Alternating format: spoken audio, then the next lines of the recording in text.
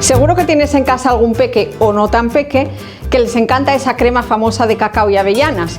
Pues hoy vamos a hacer una versión saludable, pero de las de chuparse los dedos de verdad.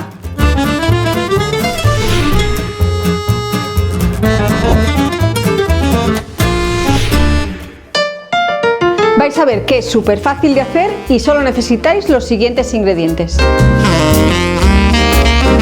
200 gramos de avellanas tostadas, 50 gramos de dátiles, 10 gramos de cacao puro, una pizca de vainilla, una pizca de sal y 100 o 150 gramos de agua, leche vegetal o leche de vaca.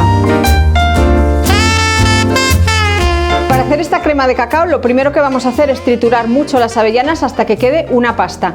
Para ello necesitamos un buen procesador. Puede ser el accesorio picador que viene con la batidora o un robot de cocina. Comenzamos poniendo las avellanas.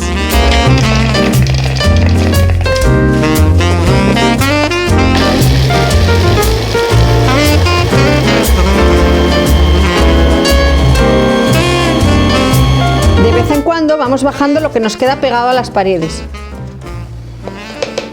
Y seguimos triturando. Bueno, pues creo que ya la tenemos. Vamos a mirar la textura. Sí, está perfecta, mirad. Esta es la textura ideal que tiene que tener la avellana para que nos quede luego la crema así de cremosita. Ahora vamos a ir añadiendo el resto de ingredientes. Los dátiles los estuve remojando como 10 minutos en agua caliente. Los echamos aquí. Vamos a añadir una pizca de vainilla, que puede ser en polvo o en esencia. Vamos a añadir el cacao. Echamos una pizca de sal también, que le da a dar un poco de saborcillo. Ahora vamos a añadirle leche. Se puede añadir también leche de soja o agua.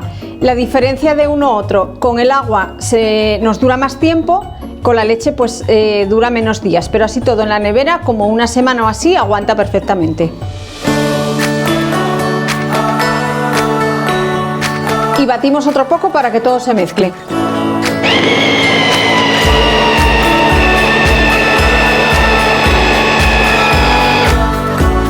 Ahora comprobamos la textura. Yo creo que esta está perfecta, pero si nos gusta un poco más ligera podemos añadirle un poco más de leche.